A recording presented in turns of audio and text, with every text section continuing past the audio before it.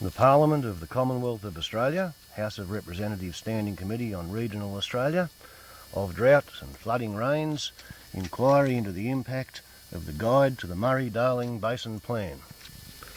This is my own personal copy, mailed to me by the Secretary of the Committee, and because it's blue, I thought I might as well leave it over here in the Bowerbird's bower, and perhaps Bobby Bowerbird will enjoy reading it more than I did. Well, they sent me this copy because I sent them a submission and an exhibit. And if you've seen the accompanying clips, I'm now sitting exactly in the middle of the water channel that features on those clips taken back when I was pumping megalitres a day into the basin. This is the view from the same perspective that appeared in the previous clips when the outflow from my frog pond was running a banker, as they say, a fair dinkum gully raker. And because I care what's going on the land I pay rates on, I take notice with triple parallel rain gauges as to how much water lands on the 40 hectares. It's no great trick to keep track of how much rain you get every year over the years and calculate that on a normal year between 5 and 10 megalitres goes downhill under my boundary fence. Last year, an unusual year, I probably put 30 megalitres into the Murray-Darling Basin, and I pay rates for the privilege of doing that.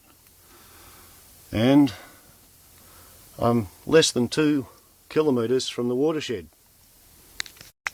So, when I put in my 5 or 6 page submission, that's pretty much what I said, is I pay money to put water into the basin, and I put it there for the environment. I don't put it there for people to pump out and spray all over their irrigated dollar fantasies. I put it there for the environment. And I think that if the science indicates that we need to cut back the irrigation pumping by 50%, well, that's what we should do, so that we've got an environment, so that the river stays alive, and therefore in 10 years' time, half the irrigators are still going to have a job and an industry and an environment to live in. If we allow the irrigators to continue pumping at their desired rate, in 10 years they're all going to be unemployed and a great burden on the society, and they will have created a desert where there used to be a functional river basin. You see this? It's a wombat berry. It's an endangered native food plant. It requires a very special fungus to grow in the soil around its roots. And I transplanted this wombat berry from a cow farm where it was really threatened and endangered, here to the Endangered Species Sanctuary. Tree-hugging greenies are a bit like that, eh? Now, there's a saying that the world is run by those who show up, but I have a different method. My favourite method is to use a Mark I crash-proof word processor, otherwise known as a manual typewriter. And after thumping out my thoughts in hard copy, I photocopy them, and then I send them through the snail mail, which may perhaps possibly be how, as well as a simple submission, this little hillbilly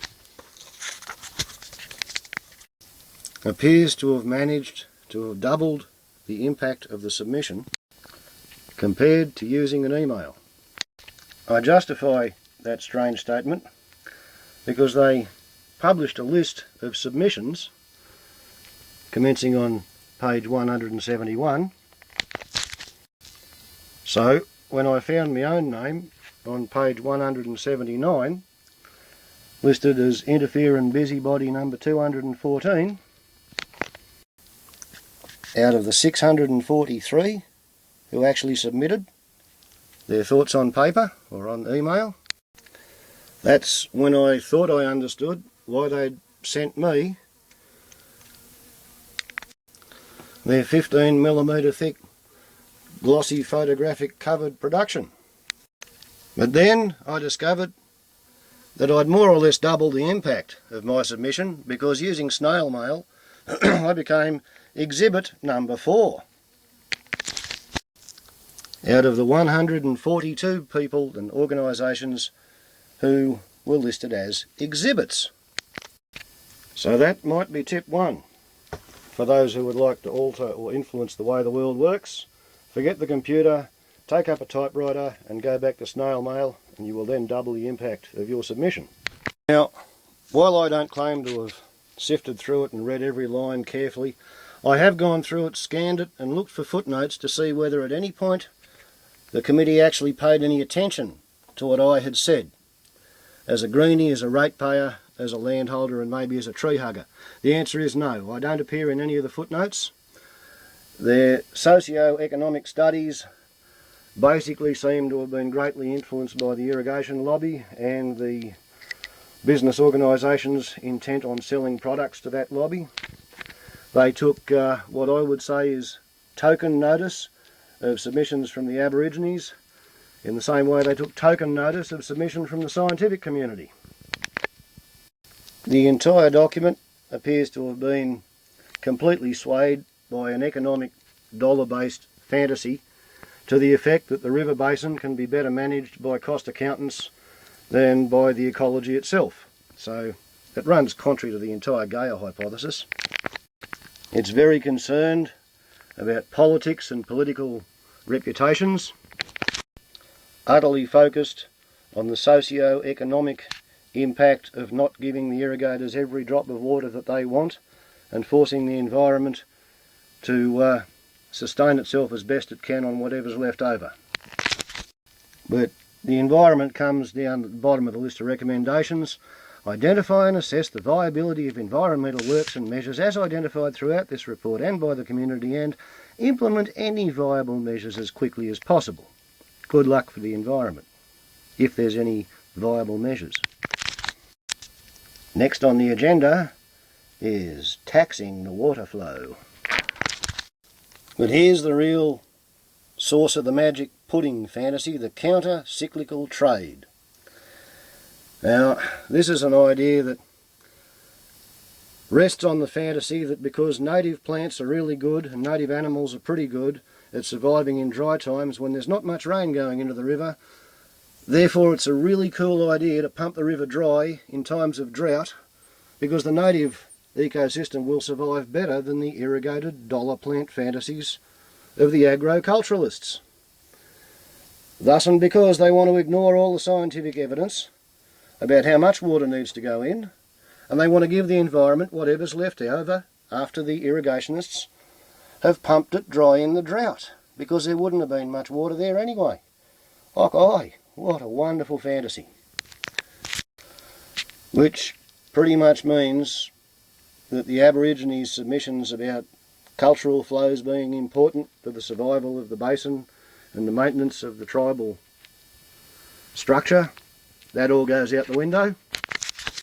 And all of the science goes out the window as well, and that apparently is why the Wentworth-Group of concerned scientists withdrew themselves from the process, because they could see that the books had been cooked. And that would be why this lovely blue testimony to Tony Windsor's capture by the Irrigation Lobby has been given to the Bowerbird, so that it can be honestly said that the Parliamentary Standing Committee on Regional Australia has in fact taken notice and given something back to the environment. Gee whiz, golly gosh, shucks, thanks for that. Brought to you by Chris Wharton's Aero Hillbilly Enterprises, and that's Aerophysics Engineering Research and Operations. Renewable energies, alternative lifestyles. Because degrading the environment and ignoring global warming is an act of child abuse, and it's a child abuse of a planetary scale. So, do something serious.